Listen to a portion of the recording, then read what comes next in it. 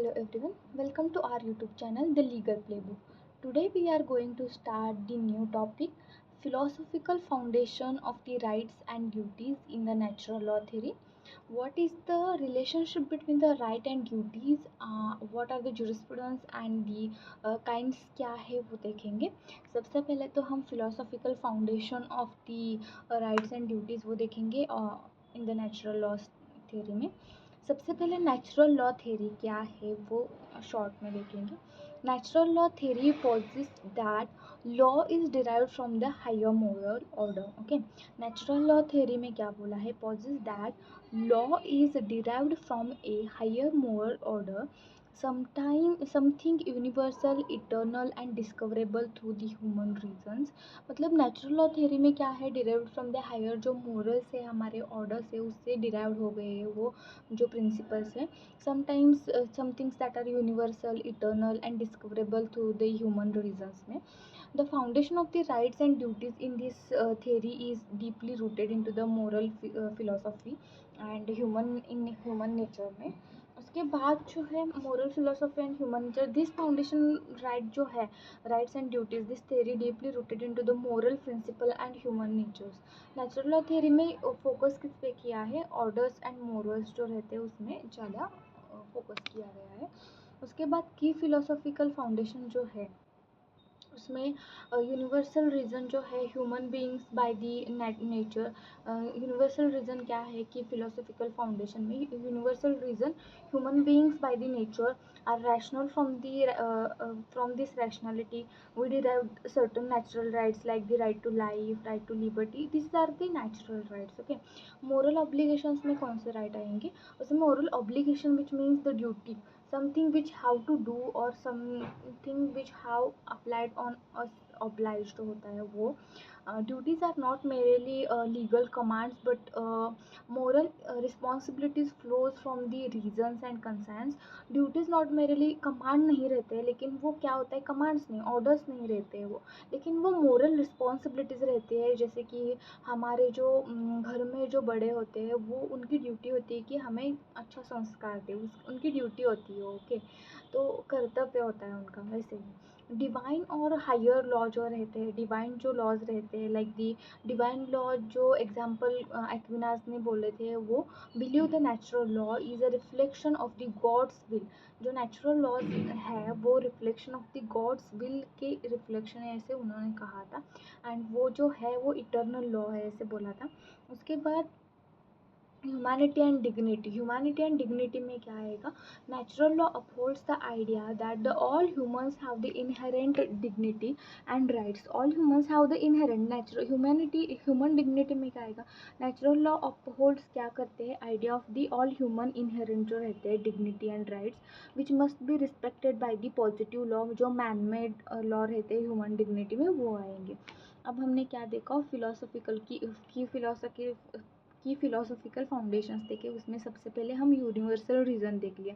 Universal reason में हमने क्या क्या देखा? ह्यूमन बीइंग्स देख लिया, नेचर देख लिया, रैशनल देख लिया, रैशनैलिटी एंड सर्टन राइट्स जो naturally are given to the human beings कौन से है वो देख लिया. मोरल प्रिंसिपल्स कौन से है, विच मोरल प्रिंसिपल्स और मोरल ऑब्लिगेशंस आर गिवन और responsibilities are given to the human beings, वो देखा. वो कोई लीगल कमांड नहीं है. डिवाइन और हायर लॉ में हमने क्या देख लिया? डिवाइन और हायर लॉ जो रहता है according to the Aquinas, Saint Aquinas through जो प्रिंसिपल्स इवॉल्व हुए उसने उसमें से जो रिफ्लेक्शन ऑफ गॉड्स जो विल है वो natural law is an reflection of God and eternal law बोला है उन्होंने. उसके बाद humanity and dignity upholds the natural law. जो ह्यूमंस के इनहेरेंट डिग्निटी एंड राइट्स है उसके ऊपर उन्होंने बोला है. उसके बाद जो है थिंकर्स टू नोट. उसके बाद कौन कौन से थिंकर्स है हमें वो भी याद रखना है. एक तो एक्विनास हो गए, थॉमस एक्विनास में हो गए, सेंट थॉमस एक्विनास. सबसे पहले तो सिसेरो आएंगे. सिसेरो क्या बोले कि believed in an eternal law. जो नेचुरल लॉ है, eternal law based on the reason and nature. जो इटर्नल लॉ है उस पर बिलीव करो. जो इटर्नल लॉ मतलब क्या होता है? इटर्नल लॉ मतलब जो होता है वो डिवाइन, अनचेंजिंग रहता है. ऑर्डर ऑफ यूनिवर्स में डिवाइन रहता है वो, उसको हम इटर्नल लॉ बोलते हैं. ओके, जो मतलब इटर्नल लॉ की डेफिनेशन बोले तो हम ऐसे भी कह सकते हैं कि eternal law is the plan of divine wisdom. जो डिवाइन विस्डम है उसका प्लान रहता है that directs all the action and events in the universe. Universe में जो एक्शंस होते हैं वो इटर्नल लॉ से आते हैं, ऐसे सिसेरो को सिसेरो को कहना है। उसके बाद थॉमस एक्विनाच जो रहते हैं वो उन्होंने क्या कहा, argued that natural law is N participation in the eternal law of God. जो बोले इन्होंने भी इटर्नल लॉ के बारे में बोला है, argued that natural law is N participation in the eternal law. Eternal law क्या बोले, डिवाइन विस्डम है that directs all actions and events in the universe में जो एक्शंस होंगे, जो एक्शंस एंड इवेंट्स होंगे वो गॉड के डायरेक्शन है, ऐसे बोलेंगे। उसके बाद जॉन लॉक जो है, जॉन लॉक ने क्या बोले, advocated that the right to liberty, right to life, right to property exist in the state of nature and are preserve by the government. ये जॉन लॉक की जो डेफिनेशन है वो है, अभी तक चलती आ रही है। जो मतलब क्या है, right to life, right to liberty, right to property existed in to the state of nature and are preserve by the government. Government preserve करेंगे यहाँ पे, ओके। जॉन लॉक की डेफिनेशन। सिसोरो ने क्या कहा, सिसोरो ने कहा कि believe that eternal law based on the reason and nature. Eternal law मतलब क्या है, गॉड्स का विस्डम है, गॉड का विस्डम है। वो जो यूनिवर्स में एक्ट होता है, इवेंट्स होते हैं, वो गॉड की इटर्नल एक्टिविटीज़ पे ही होते हैं। थॉमस एक्विनास भी सेम कहा, नेचुरल लॉ जो है वो participation in the eternal law of the God में है। जॉन लॉक ने एक अच्छी डेफिनेशन दी, वो है advocated that the right to life, right to liberty and property, जो कोई भी राइट्स है state that the nature and the preserve by the government से प्रिजर्व होते हैं। उसके बाद relationship between the rights and duties में रिलेशन क्या है, डेफिनेशन सबसे पहले राइट्स में क्या है, डेफिनेशन में राइट्स एंटाइटलमेंट और क्लेम्स। जो राइट मतलब क्या होता है, something which is entitled, something which is entitled, और क्लेम जो रहते हैं उसमें आएंगे। Individuals have the recognised and protected by the law. Individuals किससे उसके राइट को किससे प्रोटेक्ट करेंगे, लॉ से प्रोटेक्ट करेंगे। जो ड्यूटीज़ रहते हैं उसको ड्यूटीज़ में क्या आएंगे, something which is an obligations to act or refrain from acting in the certain ways often corresponding to the other rights। जो corresponding to the other rights को corresponding रहते हैं वो क्या होते हैं, obligations रहते हैं। राइट है तो वहाँ पे ऑब्लिगेशन आएंगे, ओके। अगर राइट है तो उसको ब्रीच हुआ तो उसका ना ब्रीच नहीं करना, ये ऑब्लिगेशन हुआ अदर्स का, ओके। उसके बाद इंटरडिपेंडेंस। जो इंटरडिपेंडेंस है दोनों के बीच में, हम एग्जाम्पल से समझेंगे यहाँ पे। Every right has a correlative duty. अभी मैंने जैसे बोला ना, वैसे ही every right has correlative duty रहता है वहाँ पे। For example, if A has a right to life है, अगर ए को राइट टू लाइफ है तो अदर्स बी सी डी जो है have a duty not to harm A, ऐसे ड्यूटी हुआ। ए को अगर राइट टू लाइफ है तो बी सी डी को ऑब्लिगेशन है, वहाँ पे उनके ऊपर ऑब्लिगेशन है और ड्यूटी है कोरिलेटिव कि वो ए को हार्म ना करे, ओके। इफ सेकंड जो है, if you have a right to education है, the state has a duty to provide educational facilities. मेरे को राइट टू एजुकेशन राइट है तो स्टेट की ड्यूटी है कि वो मेरे को राइट टू एजुकेशन और एजुकेशनल फैसिलिटीज़ वो प्रोवाइड करे मेरे को। ये हुआ interdependence of right and duties. उसके बाद जो है, this is the relationship is the fundamental in the both natural law and positive legal theories में। अब हम देखेंगे what is the jurisprudence. Jurisprudence क्या है वो देखेंगे। Jurisprudence is the philosophical and theoretical study of law. Jurisprudence का मतलब जो लैटिन टर्म है, जूरिस्प्रूडेंस मतलब नॉलेज ऑफ लॉ, जूरिस्प्रूडेंशिया ऐसा होता है। जूरिस्प्रूडेंस मतलब वहाँ पे नॉलेज ऑफ लॉ रहता है। Is the philosophical and theoretical study of law जो रहता है उसको हम जूरिस्प्रूडेंस बोलते हैं। It examines the origin, purpose, structures and values of the legal systems. Key areas of the jurisprudence क्या है, वहाँ पे हम की एरियाज में हम एनालिटिकल जूरिस्प्रूडेंस, नॉर्मेटिव और इथिकल जूरिस्प्रूडेंस, हिस्टोरिकल जूरिस्प्रूडेंस, और उसके बाद sociological jurisprudence and critical legal study जो है वो देखेंगे। की एरियाज ऑफ जूरिस्प्रूडेंस में एनालिटिकल जूरिस्प्रूडेंस में उसमें focuses on the structure of law and legal system. उसमें हम एग्जांपल की तौर से एचएल हार्ट जो है, केल्सन है, जॉन ऑस्टिन है, उनका एग्जांपल ले सकते हैं। नॉर्मेटिव और इथिकल जुरिस्प्रूडेंस में concern with what the law ought to be. Law क्या कहना चाहता है, law what ought to be है। नेचुरल लॉ थ्योरी एग्जांपल कह सकते हैं नॉर्मेटिव और इथिकल जूरिस्प्रूडेंस में। उसके बाद हिस्टोरिकल जूरिस्प्रूडेंस में studies the evolution of legal system. जो स्टडी है इवोल्यूशन ऑफ लीगल सिस्टम की स्टडी ओवर टाइम सैविग्निटी ने बोला था जूरिस्प्रूडेंस हिस्टोरिकल में। उसके बाद सोशोलॉजिकल जूरिस्प्रूडेंस में Roscoe Pound examines law in the context of society and social behaviour, Roscoe Pound. उसके बाद क्रिटिकल लीगल स्टडीज में challenges the traditional legal doctrines and explores the power of dynamic within the laws. उसके बाद what are the kinds of legal rights.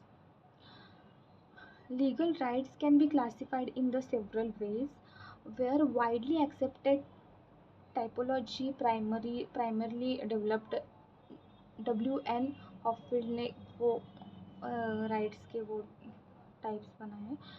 हॉफील्ड्स analysis में क्या आएंगे, Hohfeld's broke down the rights into the 4 fundamental types. First one is an type of rights, first one is an claim right, second one is an liberty, उसे हम privileges भी कहते हैं, third one is an power and last one is an immunity. Okay, तो correlatively duties क्या होंगे उसमें, जो हॉफील्ड्स जो अगर आप बुक में देखेंगे तो वहाँ पे क्रॉस करके वो डायग्राम बना दिया गया है, हम नेक्स्ट लेक्चर में वो भी देखेंगे। यहाँ पे क्लेम जो है, क्लेम ऑफ राइट क्लेम किया है तो वहाँ पे कोरिलेटिव ड्यूटी होगी। लिबर्टी और प्रिविलेजेस होगा तो नो ड्यूटी, लिबर्टी है और प्रिविलेज है नो ड्यूटी। उसके बाद पावर है तो लायबिलिटी आएगी, पावर है तो लायबिलिटी भी आएगी। ओके, इम्यूनिटी है तो डिसेबिलिटी भी आएगी। एग्जाम्पल्स देखेंगे, क्लेम राइट ड्यूटी, उसमें X has a right to paid, X has a right to be paid for the work, Y has the duty to pay. X का क्या है, राइट टू पेड है, मतलब उसको पेड मतलब उसको क्या है, उसने वर्क किया है तो उसको राइट है कि वो सैलरी लेगा। तो यहाँ पे वाई की ड्यूटी क्या है कि उसको पे करना है एक्स को। ओके, लिबर्टी सेकेंड जो है, लिबर्टी और प्रिविलेजेस में क्या बोला है, नो ड्यूटी बोला है। X has liberty to walk in a park him, no one has the duty to stop him, किसी की ड्यूटी नहीं है कि स्टॉप करो उसको, और no one has duty to चलो वॉक पे जाओ, ऐसे बोलने की कुछ किसी की ड्यूटी नहीं है, तो यहाँ पे कोई कोरिलेटिव ड्यूटी नहीं है। Power and liability, X has power to transfer, X has power to transfer the property, X को पावर है ट्रांसफ़र द प्रॉपर्टी करने की। Others are liability to its effect, जो लायबिलिटी है others liable to its effect, जो कोई effect होगा उसको लायबल होंगे वो। उसके बाद इम्यूनिटी एंड डिसेबिलिटी जो है, X has immunity from being taxed by the foreign state, जो X has immunity from being taxed by the foreign state से टैक्स के लिए वो इम्यूनिटी है उसमें, तो डिसेबिलिटी भी आएगा उसमें। अदर क्लासिफिकेशन जो है यहाँ पे, पॉजिटिव वर्सेस नेगेटिव राइट्स जो है, पॉजिटिव ये हो गए राइट्स के टाइप। जो टाइप ऑफ राइट्स है, क्लेम राइट, लिबर्टी, हॉफील्ड का अलग हम निकालेंगे उसमें, क्लेम राइट, लिबर्टी उसको ही प्रिविलेजेस, पावर राइट जो है, इम्यूनिटी राइट जो है उसके कोरिलेटिव क्या, क्लेम अगर करेंगे तो ड्यूटी होगी, लिबर्टी होगी तो नो ड्यूटी होगी प्रिविलेजेस में, पावर है तो लायबिलिटी आएगी, इम्यूनिटी है तो डिसेबिलिटी आएगी। ओके, उसके बाद अदर क्लासिफिकेशन में पॉजिटिव वर्सेस नेगेटिव राइट्स आएंगे। पॉजिटिव वर्सेस नेगेटिव में क्या, पॉजिटिव राइट्स में क्या है, right to receive something, like example right to education, right to health care, ये राइट टू रिसीव समथिंग आएगा। नेगेटिव राइट में right to be left alone, right to be left alone मतलब freedom of speech होगा, privacy होगी, वो हो गया negative right. उसके बाद जो है वो पब्लिक एंड प्राइवेट राइट है। पब्लिक राइट में क्या आएगा, rights held by the individual as a member of public, जो एग्जांपल वोटिंग का राइट है और इजमेंटल राइट होगा वो आएगा। प्राइवेट राइट में right to enforceable against the specific individual में वो प्राइवेट राइट आएगा। फॉर एग्जांपल कॉन्ट्रेक्चुअल राइट से जो राइट अवेलेबल होंगे वो अराइज होंगे वो। उसके बाद जो है लीगल और मोरल राइट्स जो है, legal rights enforceable by law codes, जो इन्फोर्सेबल होगा वो, moral rights based on the ethical consideration में और may not be legally recognised होंगे। फॉर एग्जांपल हम अगर मंदिर में जाएंगे तो सैंडल उतार के जाते हैं, वो मोरल राइट्स हो गए कि हाँ मेरा राइट है, वैसे वैसे टाइप का। समरी पॉइंट्स में क्या आएंगे, natural right, natural law, right and duties जो rooted in the morality and reasons, inherent and universal है। कोर आइडिया जो है, नेचुरल राइट जो है इनहेरेंट है, यूनिवर्सल है और इटर्नल है, rooted into the morality and reason. उसके बाद right duty, right duties relationship जो है, एवरी राइट इज को रिलेटिव विद द ड्यूटी से को रिलेटिव है, एसेंशियल लीगल बैलेंस है। उसके बाद जूरिस्प्रूडेंस में the study of the laws, nature, purpose and development, type of rights, Hohfeld's framework जो है, उसमें हॉफील्ड्स के फ्रेमवर्क में क्या बताया गया है, क्लेम राइट बताया गया है। Claim right, liberty, privileges, power, immunity. Claim right, liberty, privileges, power and immunity. CLPI clip, ऐसे भी हम याद रख सकते हैं। क्लिप, क्लिप ऊपर नीचे हो गया कोई बात नहीं, क्लिप, क्लिप से हम याद रख सकते हैं क्लेम राइट, क्लिप L से लिबर्टी, I से इम्यूनिटी एंड P से पावर। ओके,